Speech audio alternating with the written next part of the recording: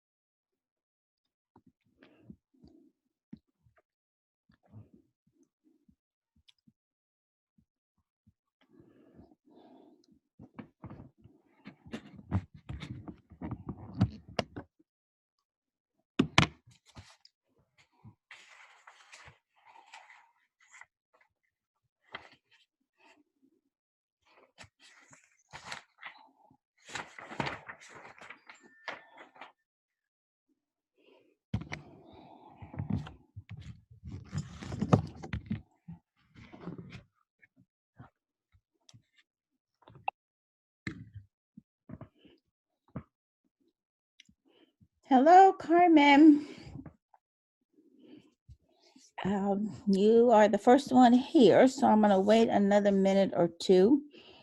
And I apologize for being late, but I got stuck in Grand Rapids. I shouldn't say I got stuck. Yes, I got late leaving there.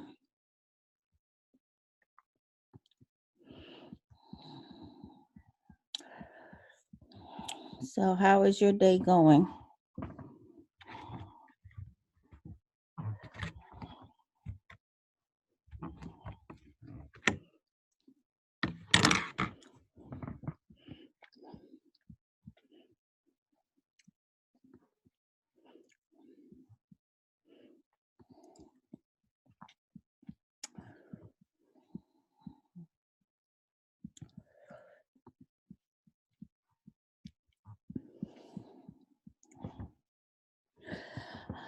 Okay, I'm gonna give it like a half a minute more, and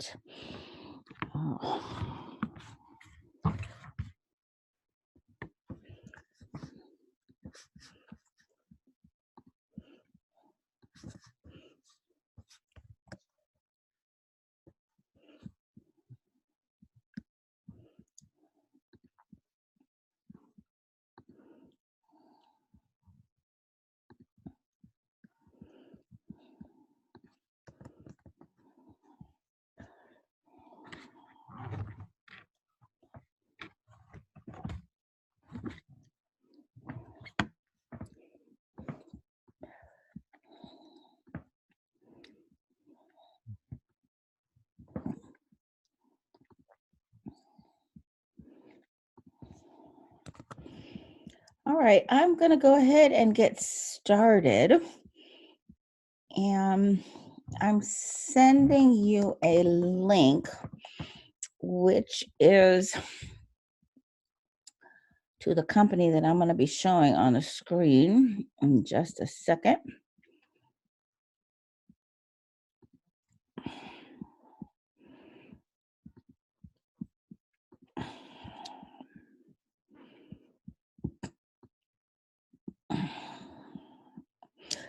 Okay, well, Carmen, it's just you and me here so far, so I'm going to go ahead and get started with chapter 16.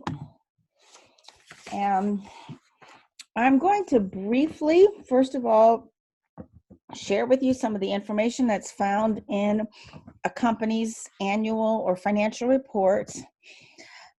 Then we will actually do some practice with the statement of cash flows. But I think before we get started, let's just bow our heads for prayer. And gracious Father, we wanted to say thank you that you have been with us and blessed us this day and this weekend. And may the time that we spent here covering chapter 16 be well spent and beneficial for all who would be watching. In your name I pray, amen. Okay, so this company here is NVIDIA, and they make video cards. And every company that is publicly traded, that is to say that you can buy shares of ownership or common shares on any of the stock exchanges, like the New York Stock Exchange or American Stock Exchange. Those companies are required by the U.S. Securities and Exchange Commission to submit annual, this Form 10K, which is an annual report. And part of this report covers a lot of information about the company, and what we're going to be focusing on primarily is the financial statements. But if we go to Yahoo Finance, we can learn a little bit about NVIDIA as a company in terms of their shares. All right, let's see, where is it? NVI, here it is, NVIDIA Corporation. All right, so here it is. This is the corporation. It trades on the NASDAQ.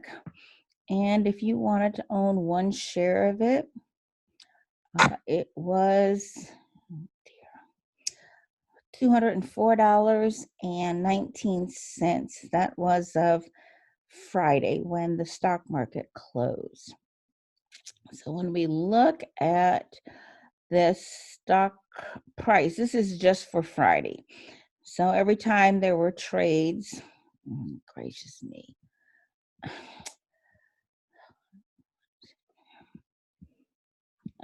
I don't want to tell anybody about this. I don't know how to get that off the screen. But anyway.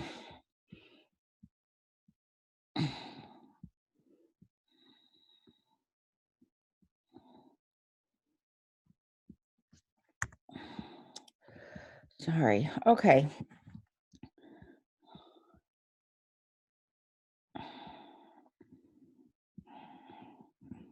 Okay.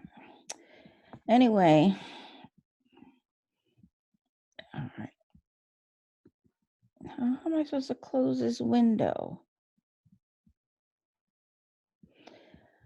Oh, well, so if it's not one thing, it's the other. Let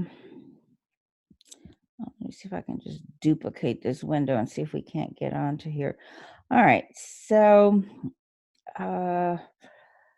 just waiting for this. All right, so this was Friday, and what we can see from Friday is that the price went down by like $5.60 per share.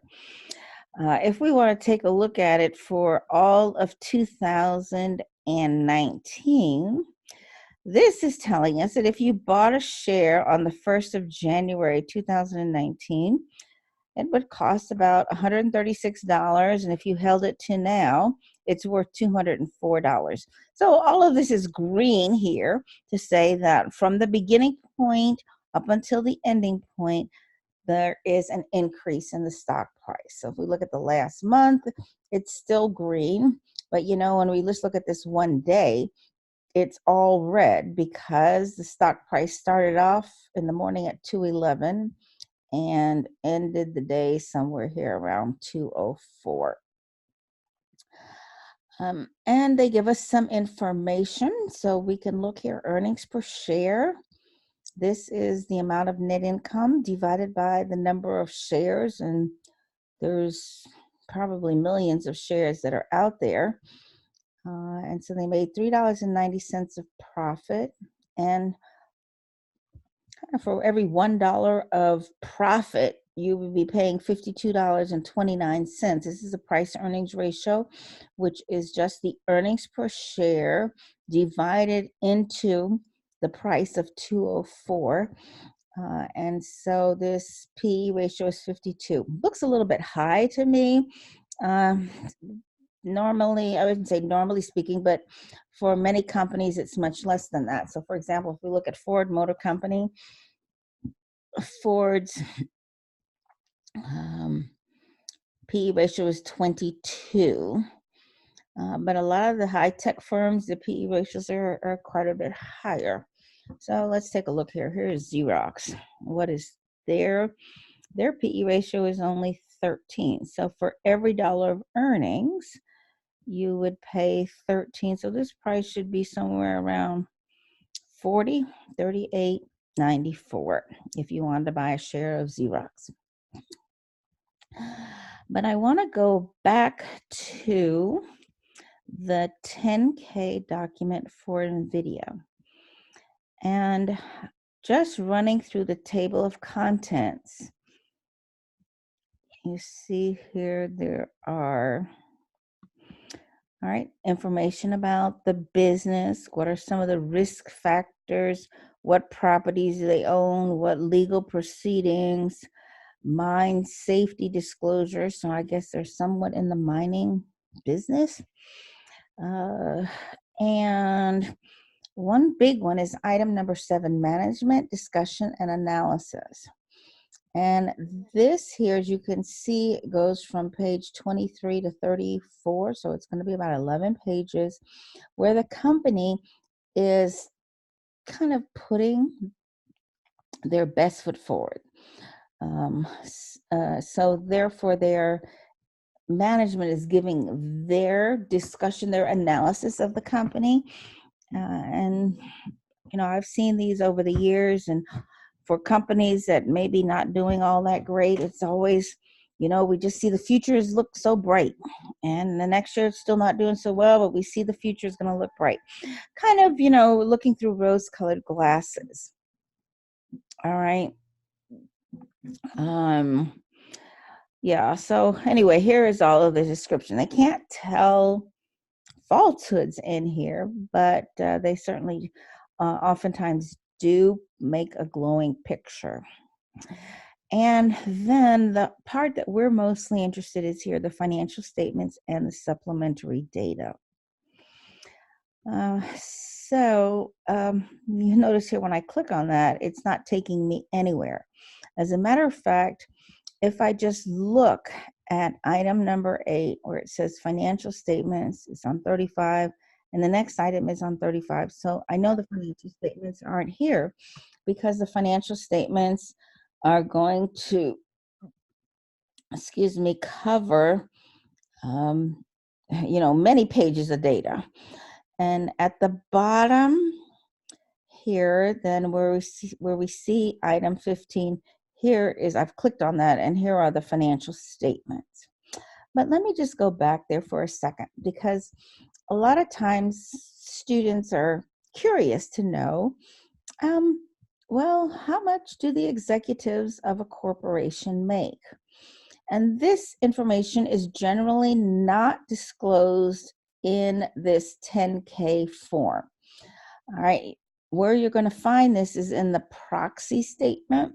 And the proxy statement is another form that companies need to provide. So what I'm going to do is go back to well, I'm going to go back to this page. And the DEF 14A is the proxy statement. So when I take a look at this proxy statement, alrighty, here is a table of contents, and what we're looking for is the compensation table for each of these years. And we can see here is the president of NVIDIA, and his salary last year was $996,000. He got $11 million in stock awards, plus $1 million in some other compensation plan. And actually, there's a number 2 here. So if we scroll down here to number 2, they tell us a little bit more, some variable cash plan, and see their compensation discussion analysis above. Well, I'm not going to take the time to look at it, but it's oftentimes quite interesting to see how much executives are making. So this executive made $13 million in fiscal year 19. In 18, he made almost $12 million. In 17, $12 million. But then we can go down and see the others, how much they are making as well. So just a little point of interest. But I'm going to go back now to the, let's see here. I want to go back to the financial statements and just kind of run through them quickly. So there are 4 primary financial statements, and the companies have to report a 5th. I'm going to look at the 4 that I'm talking about. The first one here is a consolidated statement of income. Now, this here is going to report the revenues and the expenses and the net income for the business. So this income statement, I don't know what they call it, consolidated statement of income. Sometimes it's called statement of operations, etc. But this lets us know how much net income the company made in the fiscal year that ended in January of 2019. So we've gone, quite a bit. We're now almost we're in November of 2019. So these statements are a few months old, but we can see that the earnings, this is the net income. And then they tell us here that there's 608 million shares outstanding. And this is $4.141 billion worth of profit. So for every one of these 608 million shares, they made profit of $6.81, basic earnings per share. Okay,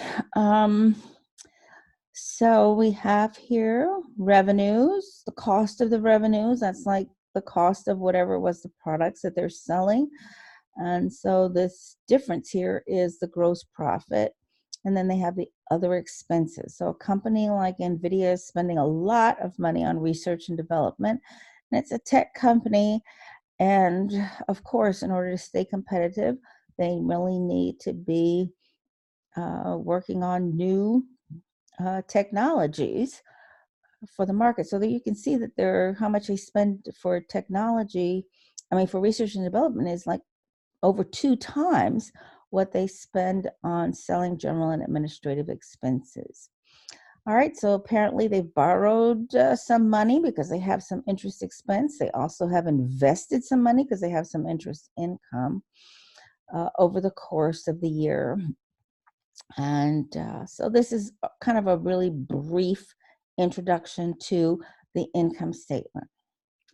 The balance sheet, and I'm going to skip over this comprehensive income because it's a little bit more advanced than what we're going to be covering.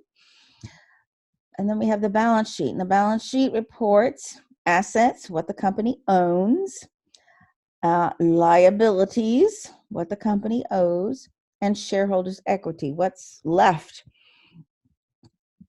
from assets minus liabilities is what's left then for the owners. So if we just take a quick look here at NVIDIA's assets, so they have some cash. Their largest asset is marketable securities, and marketable securities are investments.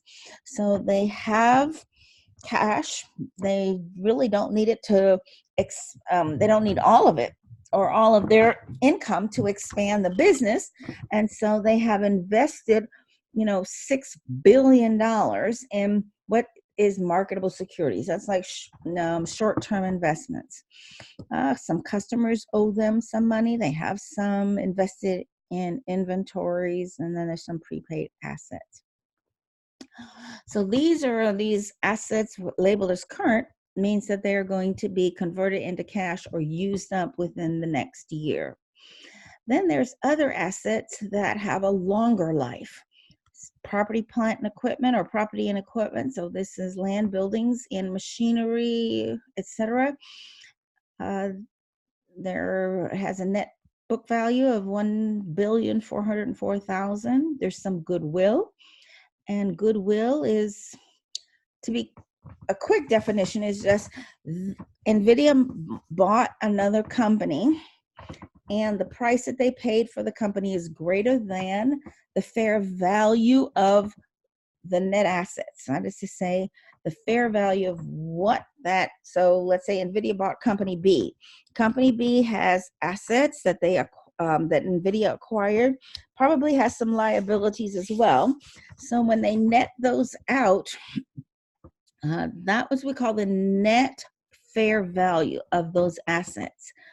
But clearly a company is more than just the tables and the chairs and the buildings and the equipment. And so the NVIDIA has paid for these, like Company B and others like it, $618 million more than the value of the assets less the liabilities. And this is called goodwill. So we only record goodwill when another company is purchased, and it's purchased for the payment for the company is more than the fair value of the net assets, the assets minus the liabilities. Goodwill is considered to be an intangible asset, and NVIDIA owns some other intangible assets. These would be like patents, copyrights, trade names, etc. And then they have some other assets, and who knows, other assets, we'd have to dig into the notes to find out what they are. So they're reporting $13,292,000,000 of assets. Well, all of those assets are funded either by liabilities or by equity. And so we can see that NVIDIA has total liabilities. Their liabilities are some accounts payable, other current liabilities, plus they have a little bit of long-term debt and other long-term liabilities. So it's $3.95 billion compared to $13.292 billion of assets. And so the remainder comes from the shareholders. And they tell us that they have common stock, which is the ownership of the shares. And they say 606 million shares are outstanding as of the fiscal year end. Well, wait, hold on. Yeah, 606 also in January of 19, as well as 606 in January of 18. Treasury stock. Treasury stock means that they bought back some of their own shares. So we see here they have 945 million shares issued, 339 they've bought back, 339 million. So that leaves 606 million shares outstanding. Outstanding means that they are owned by parties outside of the company. And then retained earnings here is the amount of earnings that the company has not paid out in dividends over the course of the life of this business. So this is the balance sheet. The balance sheet reports assets, what the company owns, liabilities, what the company owes, and equity. Now, the shareholders' equity oftentimes is broken down into a great deal more detail in the statement of shareholders' equity. I'm not going to take the time to go through it right now, but we can see, for example, I have to go down to the bottom here. So the balances on January 27/19, this is the end of the fiscal year, compared to the balance at the beginning of the year, and then they show all of the changes. All right, so this is only more detail. So for example, let me go up here to the top. So it has retained earnings in this next to last column. And so the retained earnings are reported as $12,565,000 on the statement of shareholders' equity. If we go to the balance sheet, we'll see, what did I say? $12,565,000. And then what we see here on the balance sheet is also $12,565,000. But the statement of shareholders' equity lets us know, how did we get from 8787 to 12,565? And then the last one I'm going to take a look at here is the statement of cash flows. And this is the one that we're going to spend the most of time on this evening, because the statement of cash flows is letting us know, where did the company's cash come from and where did it go? And we consider cash coming from three sources. The first source would be from operations, and operations would be normal operating activities. So for example, we can think at Andrews University, cash is coming from tuition. That's normal operating activities. For a business, it would be from selling a service or a product or some combination of them. So this is, the first section is cash flows from operating activities. And this is net cash provided that we see here for NVIDIA. So their operating activities generated or provided $3.743 billion of cash. Then investing activities is the second one. Investing activities means that they are either buying or selling long-term assets like property, plant, and equipment, or could be investing, like we saw those marketable securities in the balance sheet. The marketable securities, they buy and they sell, and this would all be part of investing. So we can invest in the company by buying property, plant, and equipment to expand, or they can de-invest, I guess you can say, because sometimes you need to sell off assets. And we'll talk more about that later. But you can notice here, and this is not true for the operating section, but for the investing section, whenever we see a positive number, this means that cash flowed in. Whenever we see a negative number or a number in parentheses, this means that cash flowed out. So marketable securities, this cash flow came in of $7,232 million. And then there was another, some matured, some sold, they bought some more. These are all investing activities, investing in, it's not in the company itself, but it is investing in, more than likely, other companies. It's 20 hours. Sorry about that. Or they're investing in government, like the U.S. Treasury bills or Treasury bonds. Then we can invest in the company, and this would be purchasing property, plant, and equipment. So they did a little bit of this, but you can see the bulk of their activity has to do with investments in other entities, not in themselves. So they're not really growing very much at this point. And then what we can see here from the bottom number, this is net cash used in investing activities was $4,097,000,000. Then the last one that we have is financing activities. This means, oh, how do we finance? We finance either by borrowing, we finance by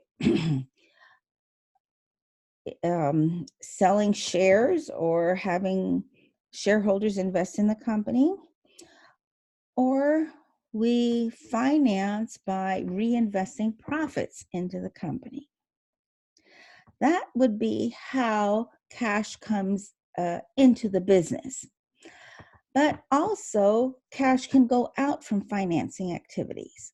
For example, if we pay off debt, that's cash that's going out to reduce or as part of financing activities. It's used to pay off debt or buy back some of their own shares. This is a treasury stock, or paying dividends. So you'll notice that all of these numbers right here, at least in the 2019 column, are negative. So they spent cash to buy back their own shares. They spent cash to, well, it says repayment of convertible notes, and that's a detail I don't want to really go into, but we have dividends that were paid, etc. Notice here, from issuing debt, they have not issued any debt, but they really don't show that they paid off any debt either. So we can see that they used up then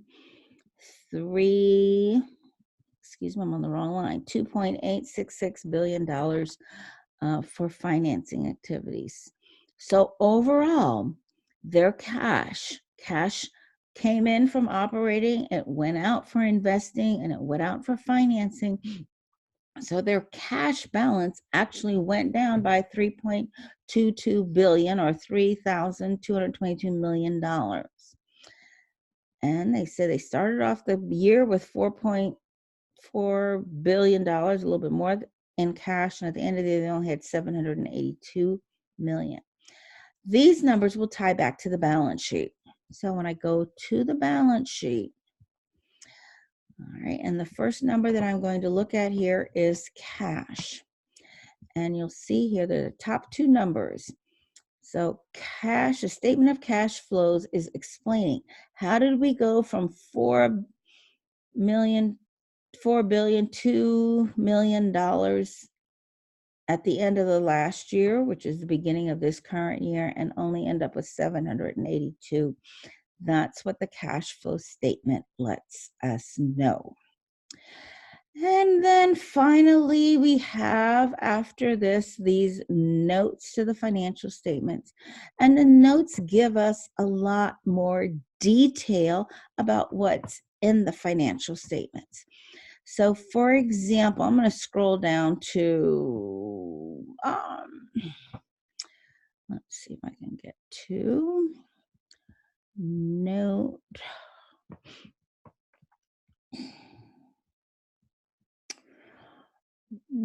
Okay, so note number 4, net income per share. And they let us know here how they got the numbers and where this 681 came from.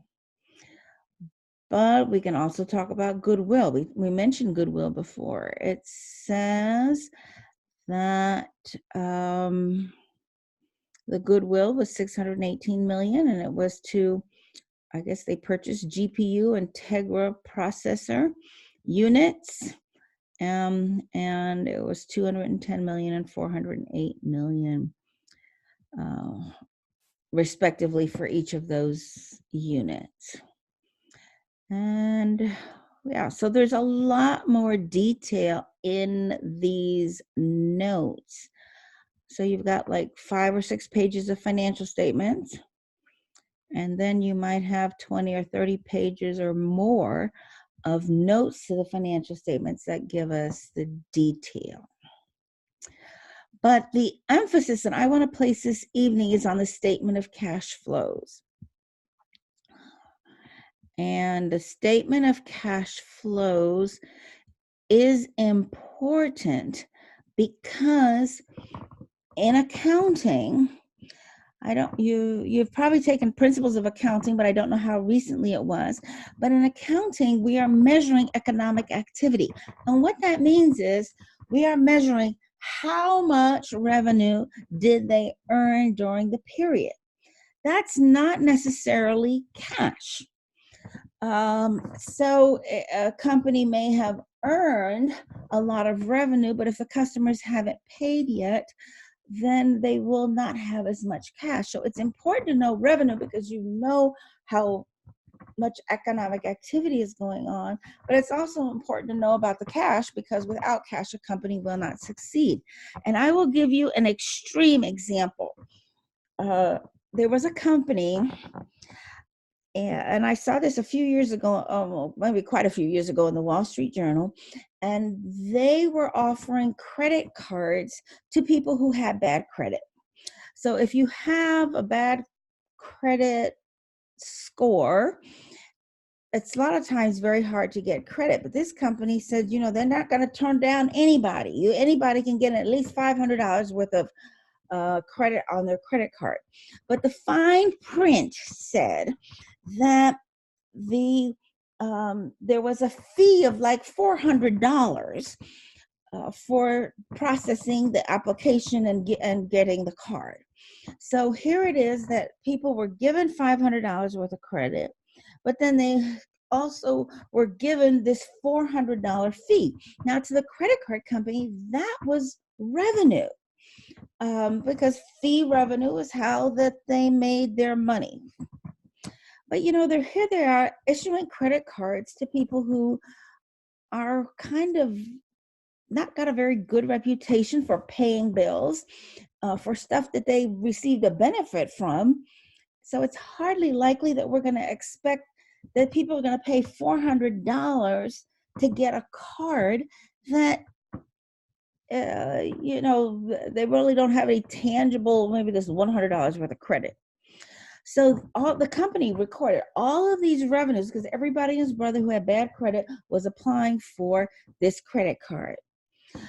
But so the revenue on the income statement looked really good, but the cash flows looked horrible because those customers were not paying those amounts. So this is why it's important. We want to know about the economic activity as far as generating revenues is concerned, but we also need to know about how much cash is flowing in. And the same goes for the expenses. Expenses, we record them as they are incurred. So electricity bill, the electricity in November that was used by the company, they received the bill in December, and then they pay it in January. So even though this is an expensive November, the cash doesn't flow out until 2 months later. Sometimes the same can happen to payroll. So one of the places that I worked in my past life, we got paid once a month, and the pay was, I think, either the 1st or the 5th of the month. And that was payment for the previous month. So if somebody worked in December, they weren't paid until January. So we need to record the salaries and wages expense in December, even though the cash doesn't flow out of the business until January. And so the cash flow statement really lets us know over the course of the year how much cash came in from operating activities, how much cash went out for operating activities, how much cash came in for investing activities, how much cash went out for investing activities, how much cash came in from financing, and how much cash went out for financing activities. So with that, I'm going to, let me pause for a second. I know I've kind of talked a lot for this first half an hour or so. So let me just see, does anybody have a question or a comment before I move on to the notes?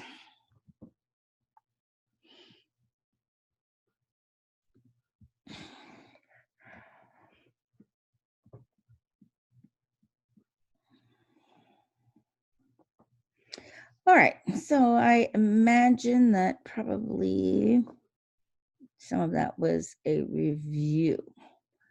So now I'm going to move to the notes, and these are the notes that were posted on my accounting lab. And what we're going to do is we're going to actually prepare a statement of cash flows for a company. And I'm kind of going to go through the steps with you, because actually this is what's on the homework. So you may have done it already, but I'm going to just walk through the steps with you.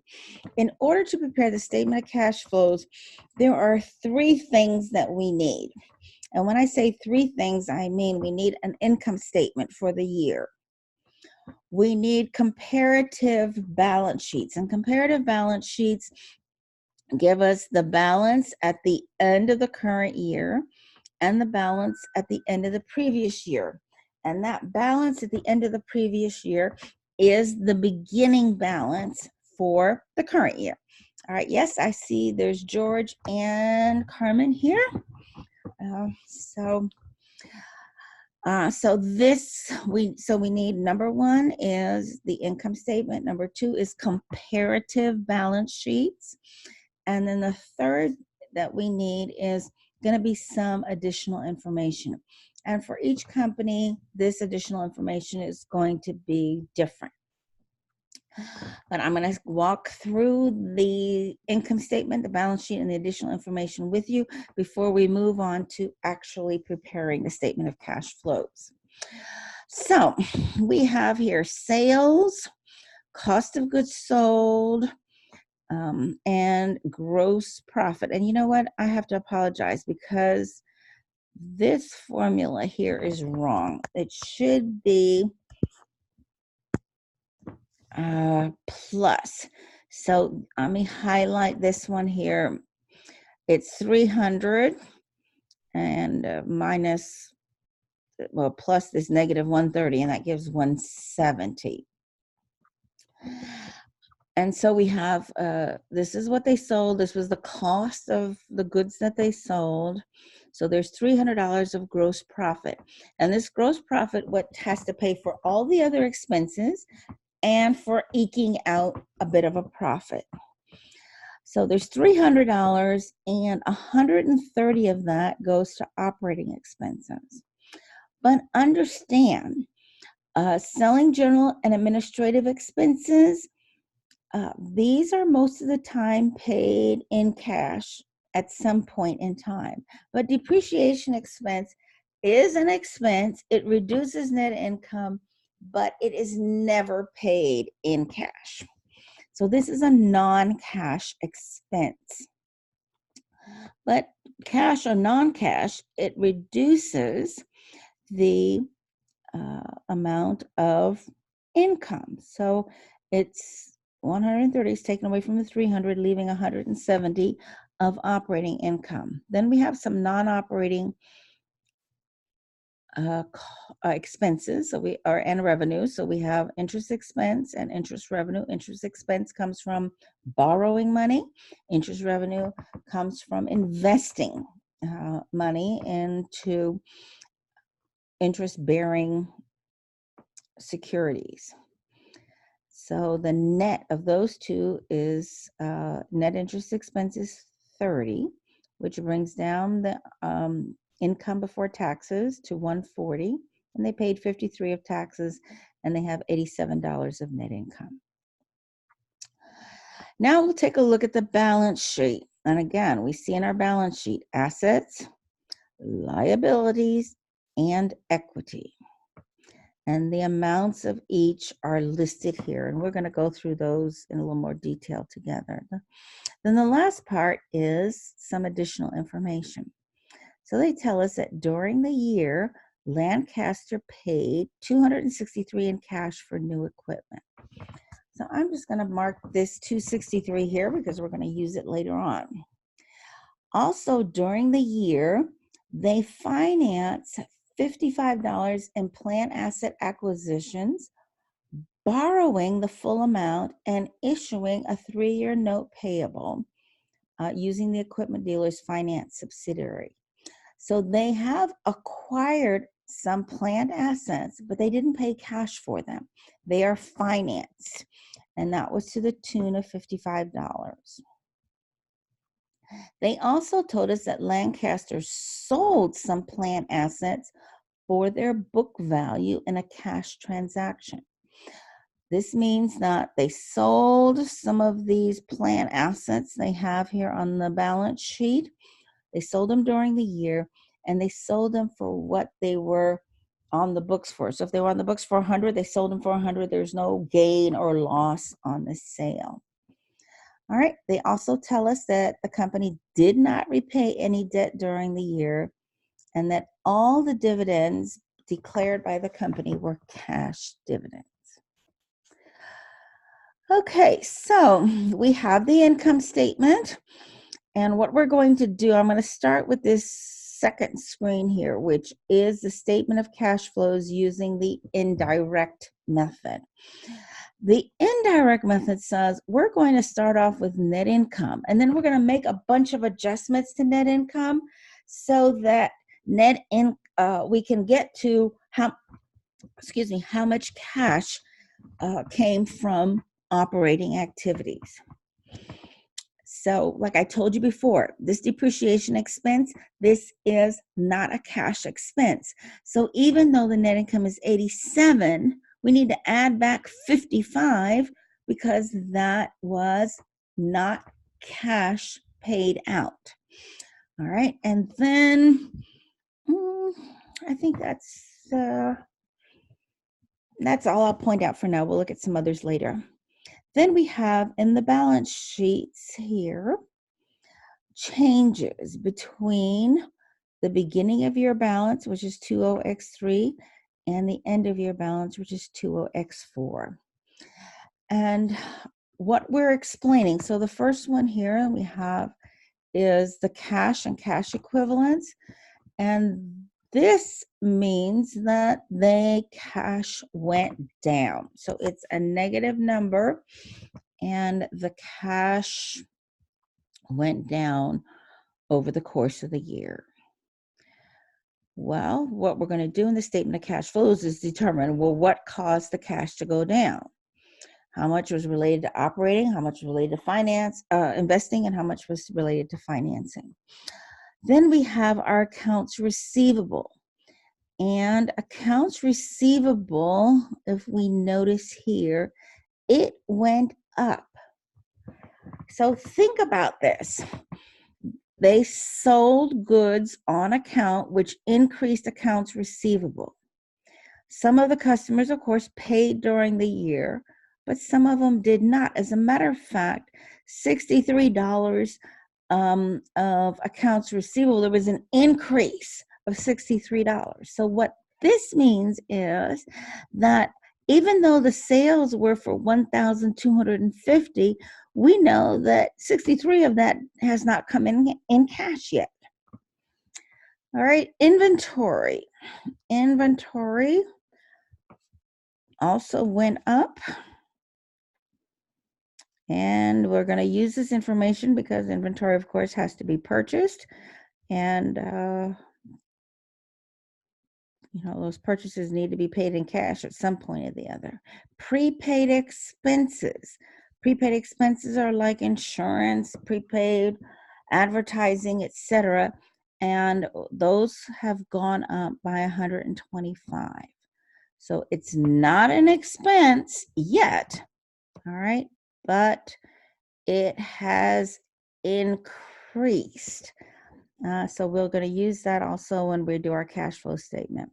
So we do the same with here, plant assets, and just drag this down. And then we have the same with the accumulated depreciation. Give me just a second because I need to get rid of, there's just way too many dollar signs in here. All right, and then I'm going to do the same thing for the liabilities and the equity. So when a liability goes up, it means it hasn't been paid in cash yet. So even though accounts payable or taxes payable have increased, or I shouldn't say even though, they have increased, which means that they have not yet, at least this amount here, the difference has not yet been paid in cash. And then, oops, sorry. All right, I'm just going to copy and paste here. So we see the differences in the equity. So now that we have this information, we're going to use this information to prepare the statement of cash flows. And we're going to use the indirect method. Indirect method, like I said before, starts off with net income, and then we make a bunch of adjustments to get to cash from operating activities. When we use the direct method is going to say cash that came from sales, cash that was paid for expenses, cash that was paid for taxes, cash that was paid for interest. And so this here gives us really kind of, you can see how much cash came in from sales, how much cash was paid for expenses. But last I checked, only about 25% of the companies use the direct method. Most of the companies like NVIDIA, if we take a look at, I'm going to go back over here to the NVIDIA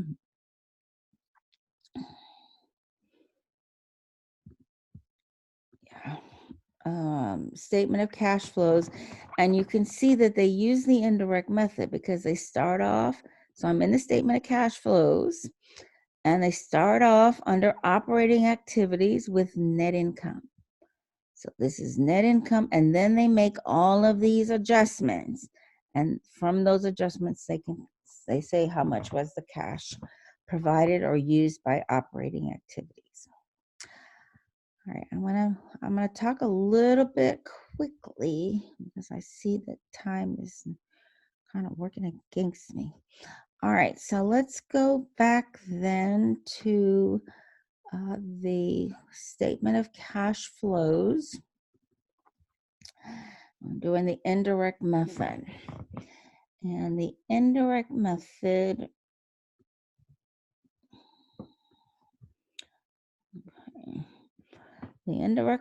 we says cash flows from operating activities. And the first thing that we always start off with is net income. And the net income, we'll get that from the income statement. And I want to encourage you, instead of typing the number in, just reference then the income statement and the info page, and the net income was 87. Now we're going to do all of these adjustments to the net income.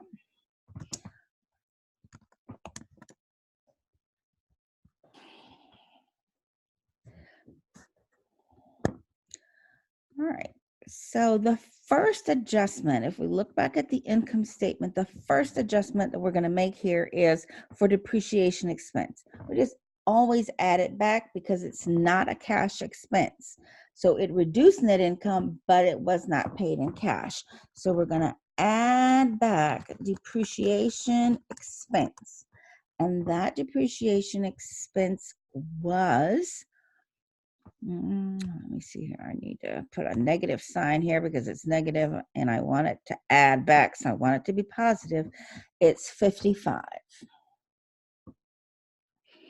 The next thing that we're going to do is take a look at the changes in the operating assets.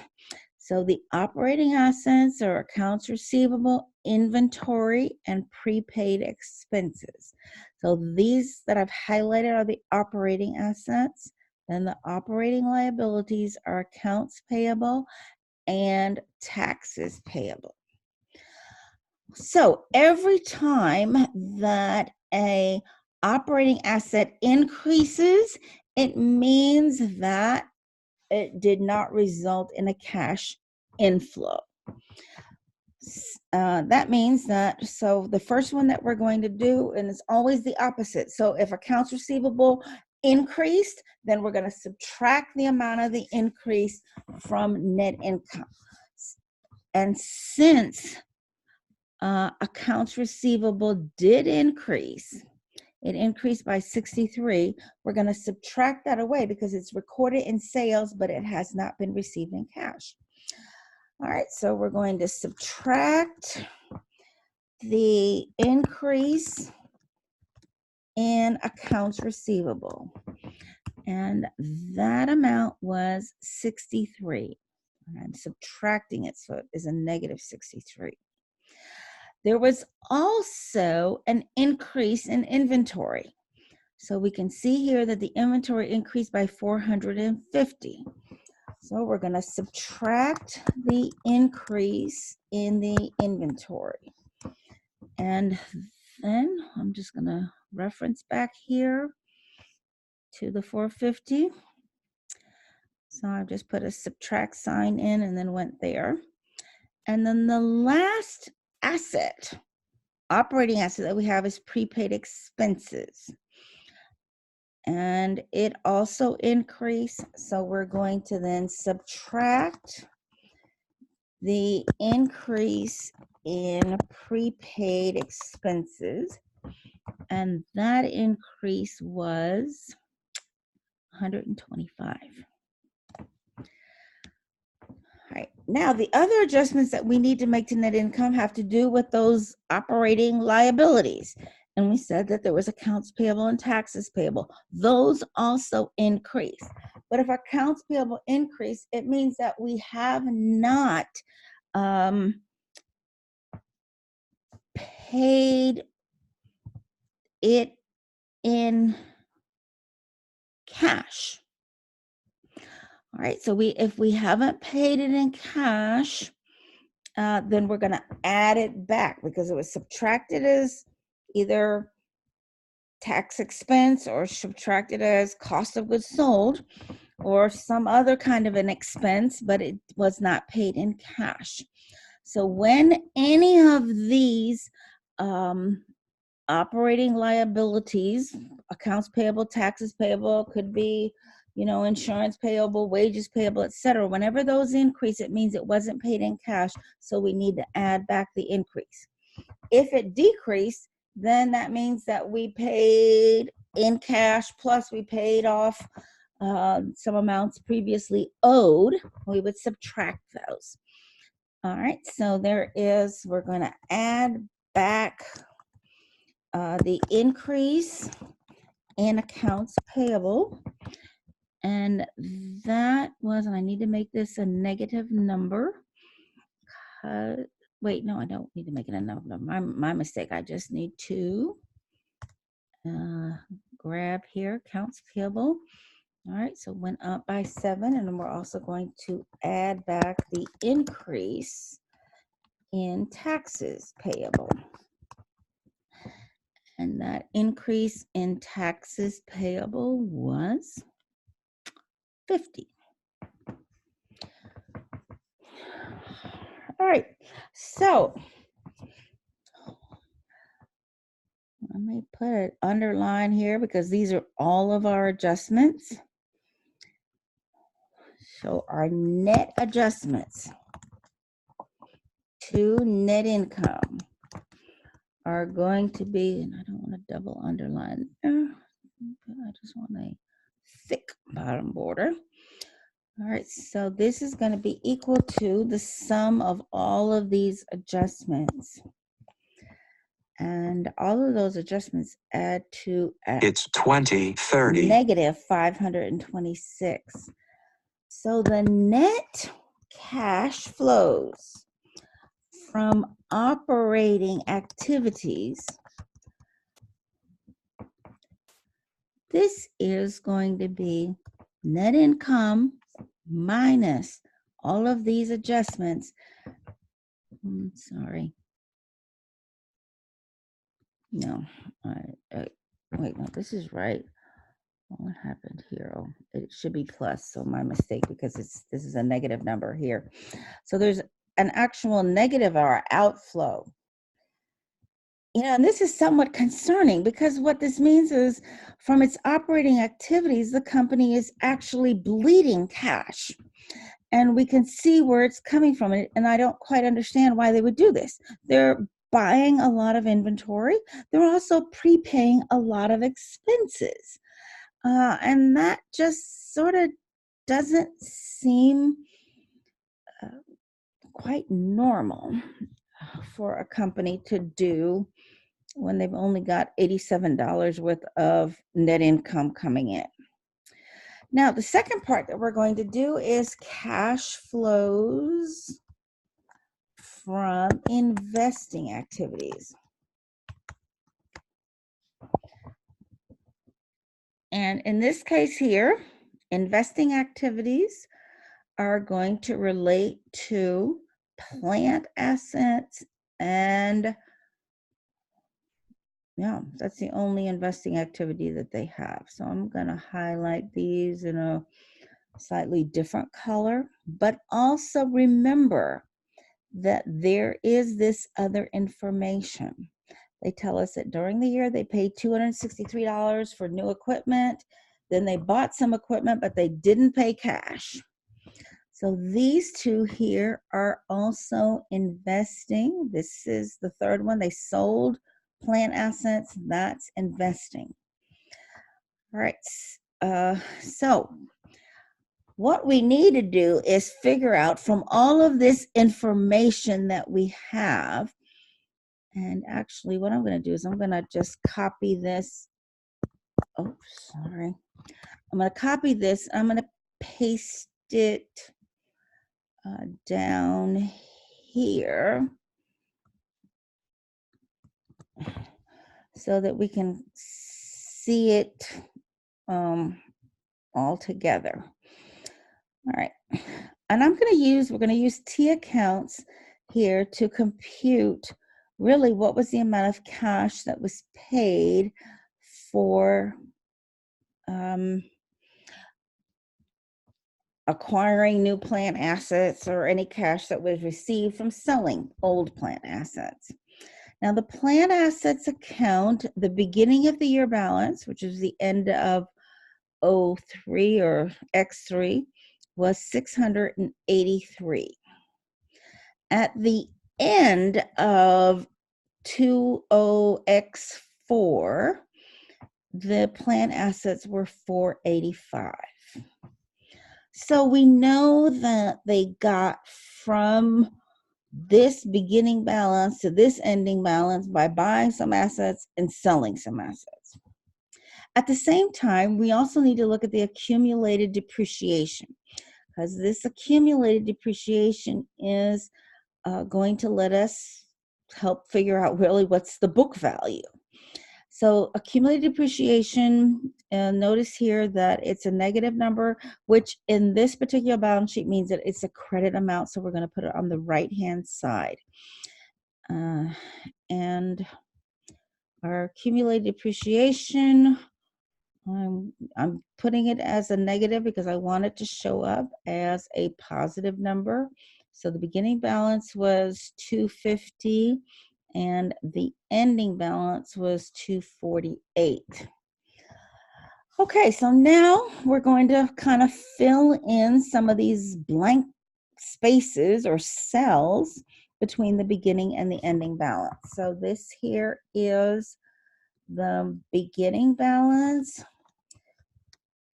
This here is the ending balance. And how did we get from beginning to end?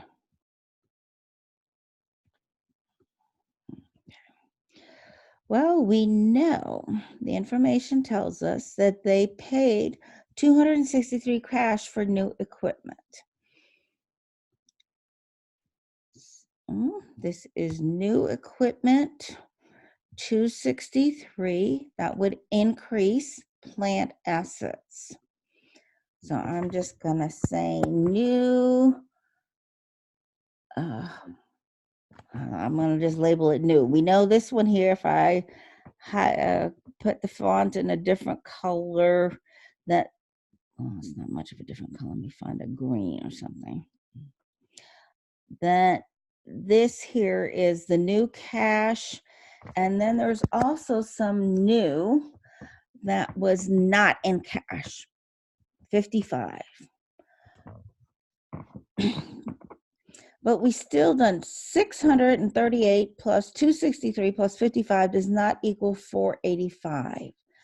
So we know then that they must have disposed of, and they tell us that they sold some plant assets. So the cost of the plant assets sold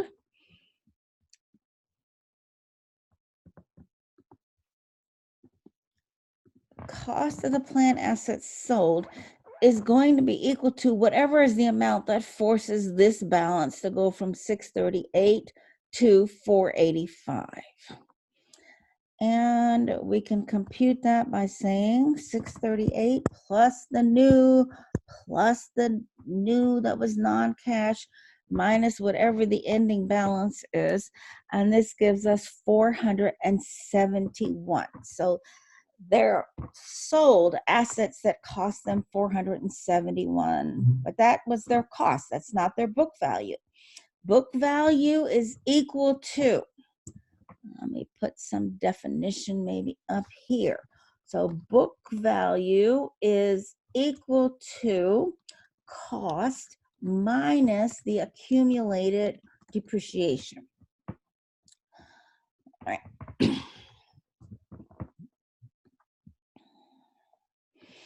All right, so that is book value. So we need to figure out, well, how much was the accumulated depreciation? Well, this is the beginning balance. This is the ending. Oops. This is the ending balance. And then we are also going to increase accumulated depreciation by the amount of the depreciation expense. And the amount of the depreciation expense is given in the income statement. It was 55. Let me go back here and make this a negative 55. Negative 55, I guess what it is. But we know that accumulated depreciation, 250 plus 55 does not equal 248. So what I want you to do, take a moment, and this amount here that we have in the debit side, we're going to put, let me highlight this cell here. All right, in this cell here is the accumulated depreciation on the plant assets sold. All right, so what I want you to do is calculate for me, what is this accumulated depreciation on the plant assets that were sold? And then send me your answer in the group chat. So you're going to be doing something similar to this, what we did with plant assets over here with accumulated depreciation. I'm going to pause for a second and give you a chance to compute that amount.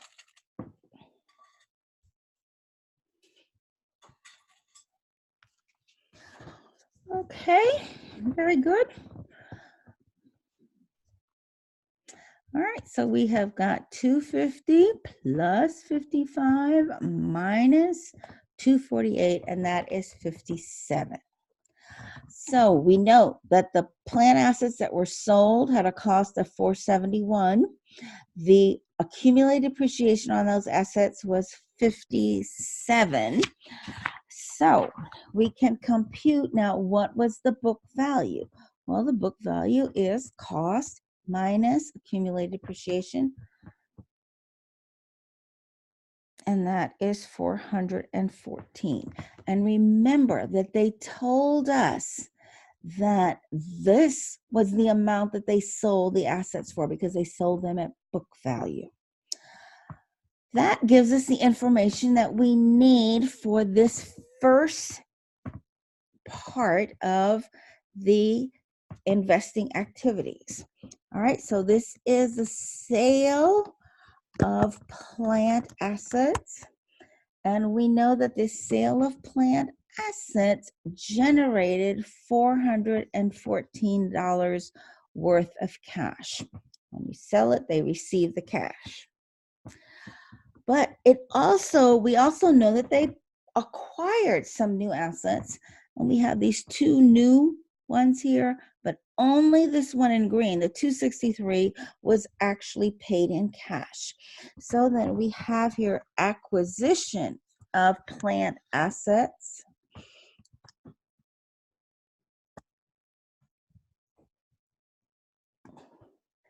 And they paid cash of 263. So now we're ready. Those are the only plant asset transactions that we have. So now we're ready to compute our net cash flows from investing activities. And that will be the sum of 414 coming in and 263 going out. So the cash flows, it was an inflow from investing activities of 151. Then the last part that we have here is cash flows from financing activities. Let's go back to the information that we were given. And the financing activities would include long-term debt,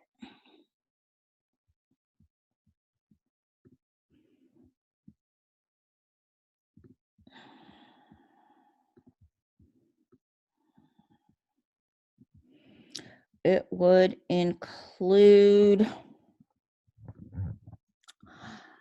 any changes in capital stock and any changes in retained earnings. And I want to note that they tell us here at the top in the other information that they did not repay any debt during the year. They didn't repay any debt, but they certainly borrowed some more because we can see that the long-term debt has gone up. And we also see that the dividends, any dividends declared by the company were cash dividends. Okay, so let's go back over here to this worksheet where we're doing our statement of cash flows. And I'm going to start off here with retained earnings.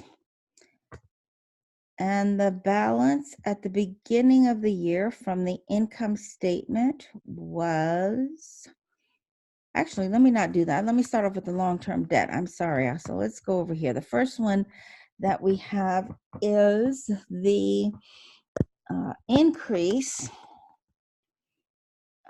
in long-term debt. Well, let me not say here. I should say borrowings under long-term debt.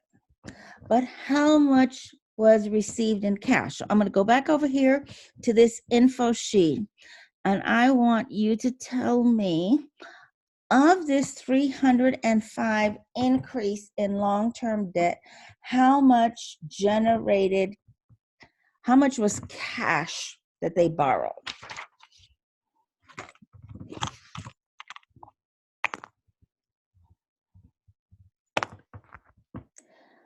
All right, so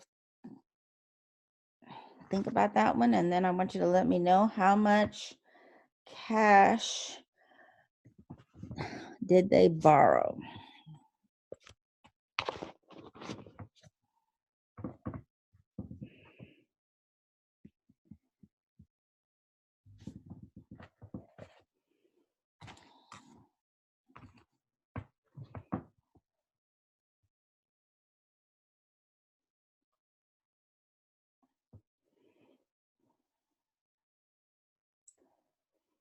And they did not borrow they did not get 305,000 cash from their borrowings. I'm telling you that much.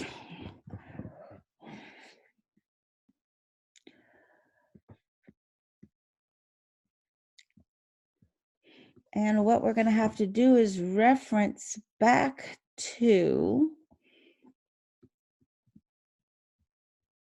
the information that we had here about this 55 in plant assets. They borrowed the 55. So of this 305, 55 didn't come in cash. It actually came in some kind of a plant acquisition. Therefore, the amount borrowed would be 305 minus 55. So the borrowings, very good. The borrowings are going to be 305 minus 55, or 250,000 cash generated from borrowing. Now we're ready to look at this retained earnings. And by the way, all right, George, I see your answer. Carmen, are you with me, or do I need to kind of explain that again?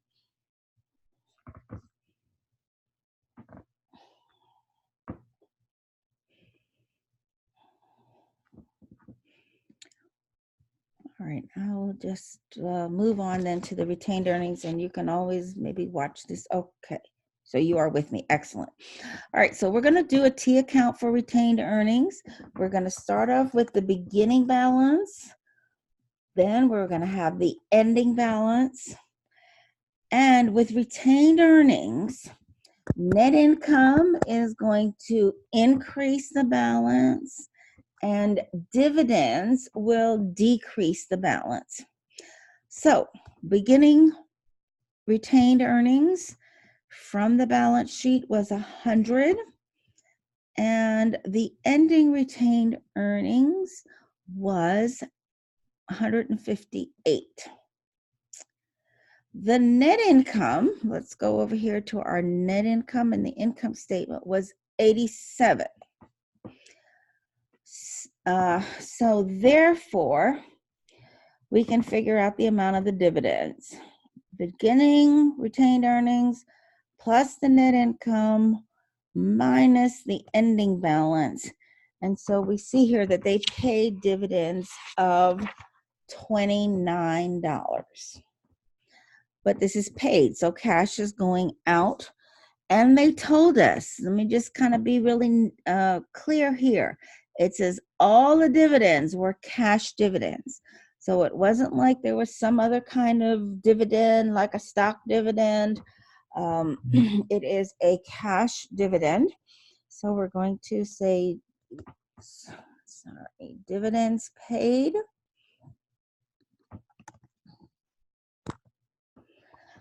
And that would be an outflow. And I think at this point we've covered everything, because every one of these we've explained the change in the accumulated depreciation, the change in the assets, the change in the long-term debt, the change in the retained earnings. There was no change in the common stock. So we are now ready to say what was the net cash flows from financing activities. And that is going to be the sum of 250 and negative 29, and that gives us 221. All right, so when we add up, all right, the cash flows from operating, that plus the cash flows from investing, plus the cash flows from financing, we end up with the net change in cash. And the net change in cash is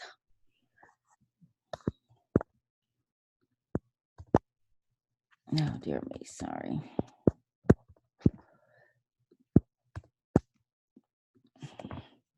$67, decrease of 67. Let's take a look at the good. We see that the change in the cash was a decrease of 67. So we've done this correctly. And last couple of things to complete it is the beginning cash balance. And what we're going to do is add the beginning cash balance from the income balance sheet. And that was 212. And this is going to then equal the ending cash balance. All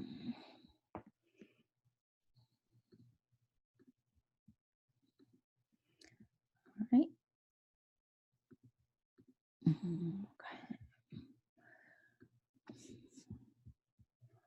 So oops. Let me just escape from here and try this again. All right, so the ending cash balance would be 145. And we verify this right here, 145. Righty. Now I'm not going to take the time right now to go through the statement of cash flows direct. That is in the video from class, and you only really have to do the operating section, because this is what's the operating section is the only thing that's different. Cash flows from investing activities prepared exactly the same. Cash flows from financing activities and the rest of the cash flow statement are exactly the same. But let's just observe a little bit about what's going on here. So we have a company that is bleeding cash from operating activities.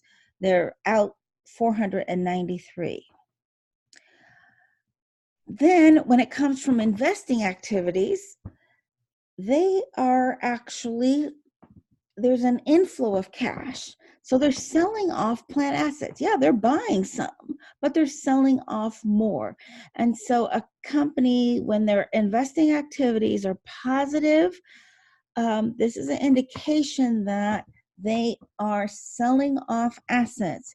And unless those assets are investments, when I say investments, I mean investments in bonds or investments in other entities, then they're selling off part of their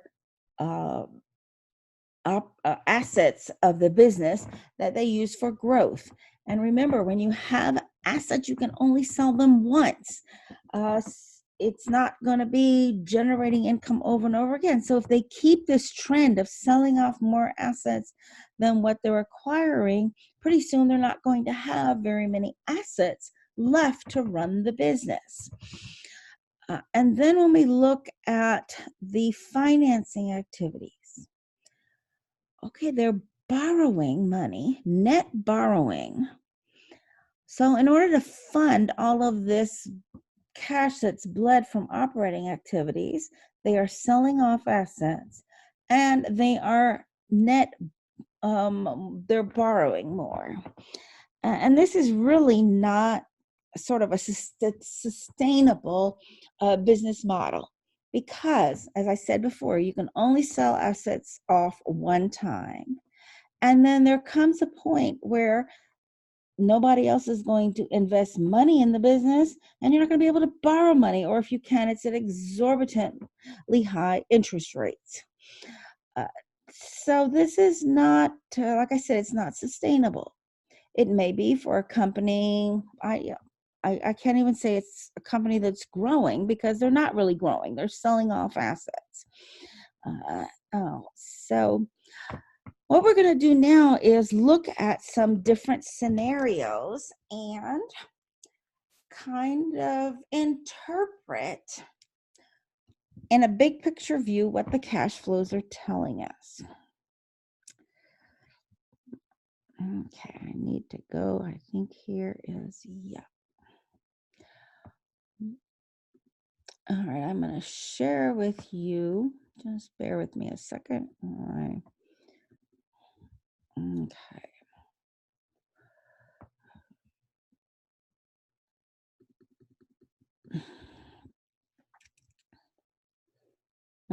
All right. So we're going to look here, and when I say sort of, $30,000, a 30,000-foot view, this is cash flows from operations. Is it positive? And what cash flows investing, positive or negative? Is it inflow or outflow? And then the same for financing. And I'll give you sort of a normal interpretation. Okay, so cash flows from operations. If the cash flows are positive, that is, there's an inflow of cash from operating activities. If the cash flows from investing are negative, that is an outflow. And if cash flows from financing are positive, then our interpretation is going to be that this is a prosperous and growing company. So prosperous because they are generating positive cash flows from operating activities. Growing because the cash flows from investing is negative. So they're, likely investing in property, plant, and equipment so that the company is growing. And how are they financing that growth? Well, some comes from operating activities and some comes from financing activities. Either they're borrowing more to pay for this investing, or they may be the owners or shareholders are investing more directly into the company. So they're selling more shares. Now, let's take a look at the second one. Cash flows from operations are negative. So it's kind of like that company that we just looked at. They were bleeding cash from operating activities. Cash flows from investing are positive. So they're selling off assets to help fund operations. And cash flows from financing are positive. So they're either borrowing more money or issuing more debt in order to be able to fund operations. This looks very similar to the company where we did the statement of cash flows. And in this case here, the normal interpretation is there are serious financial, oh dear me, this is, all right, hold on a second. I'm going to try and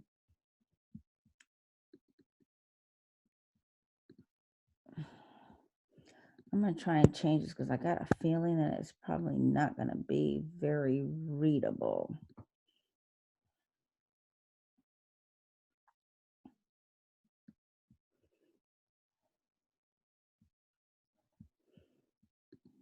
That's probably not much better, and I don't know how to expand. All right. Let me see, format, the font. Just give me a second to.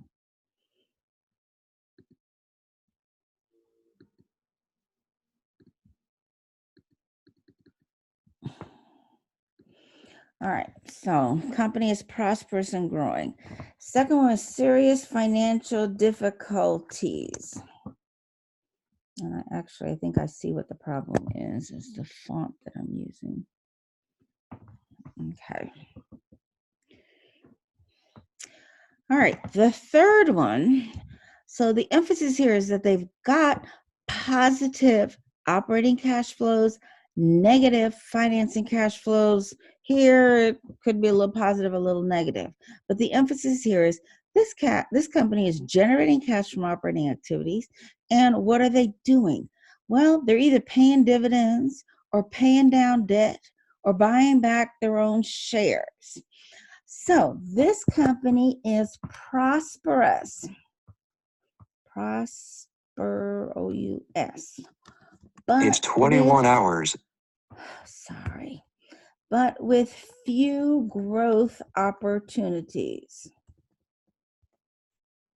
So what are they doing? Buying back debt or buying back shares, paying down debt, or paying dividends.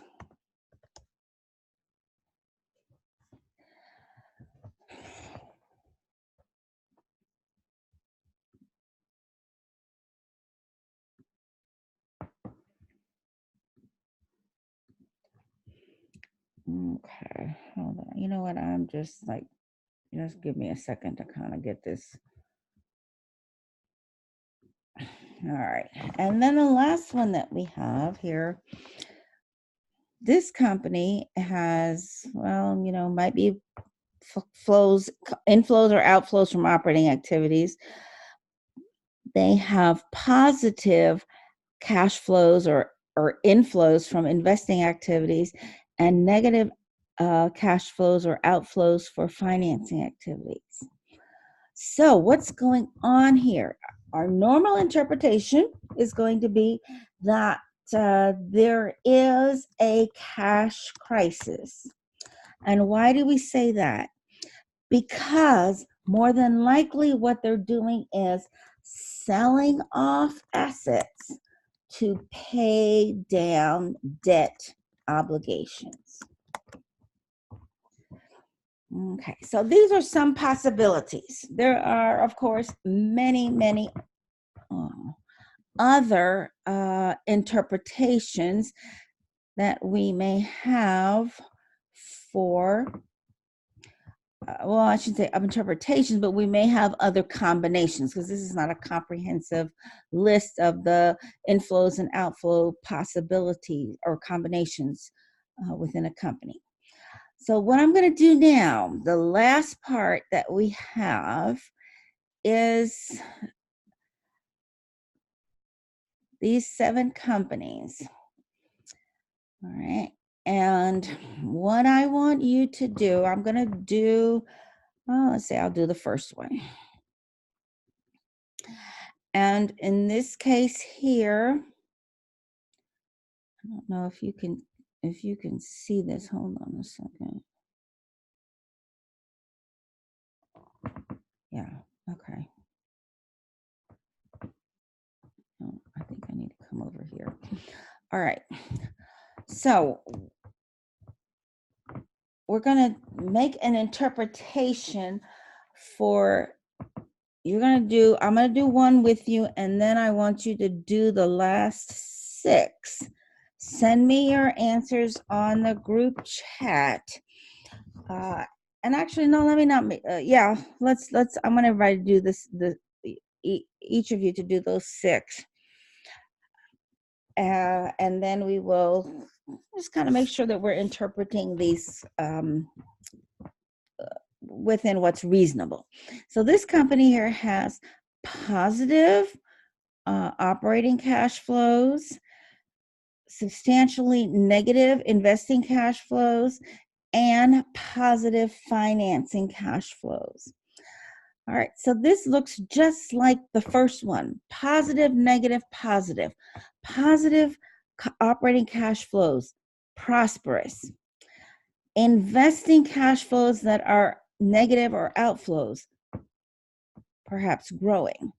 And then financing cash flows that are positive.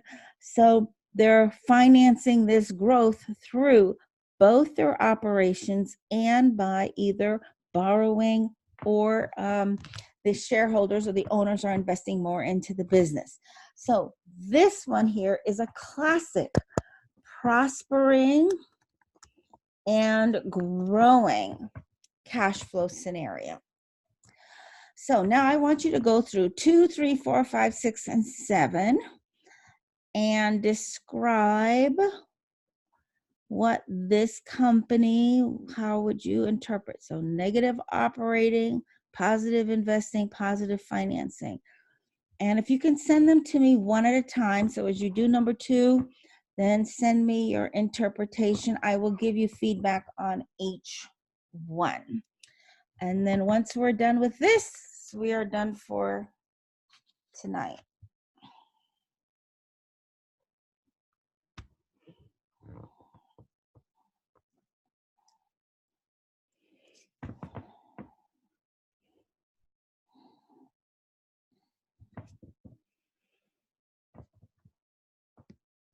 Okay, so yes, Carmen, hold on a second. So I'm going to assume you have these in your notes. I will open up the Word document with these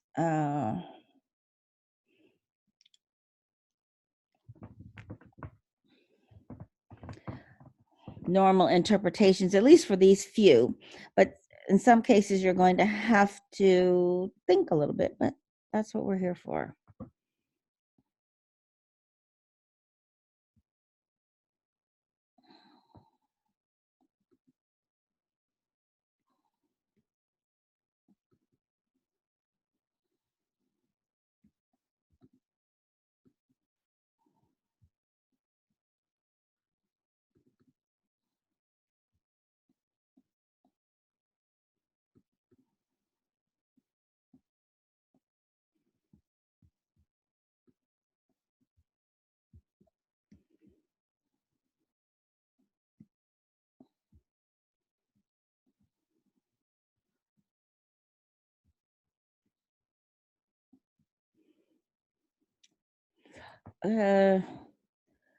Okay.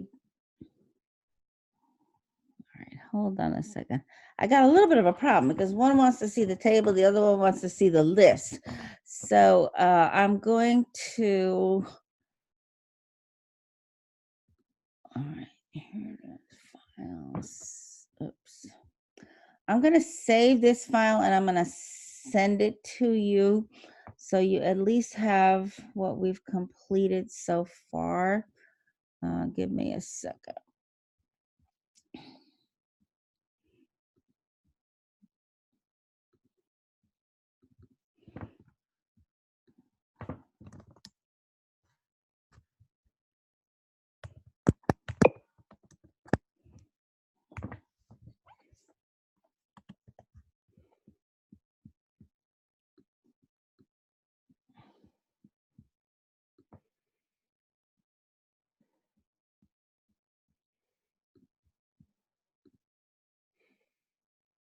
Oh, Lord have mercy. All right, let me try sending this again.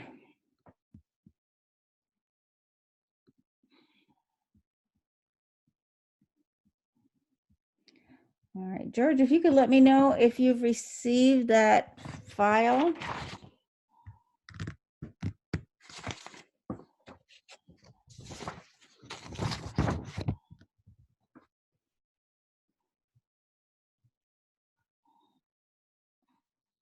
Okay, great.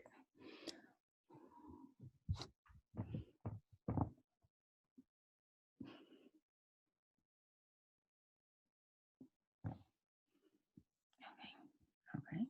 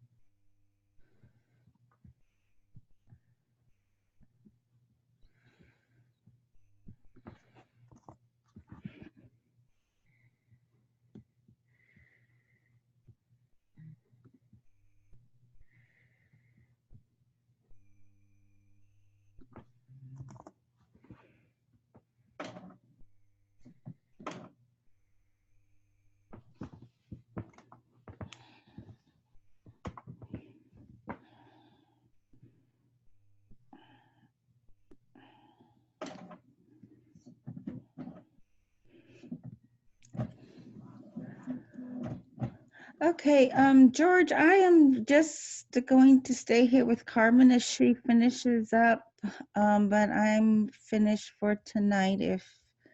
Unless you, I think you told me you were good to go for tonight, so I don't want to hold you here waiting for um, anything.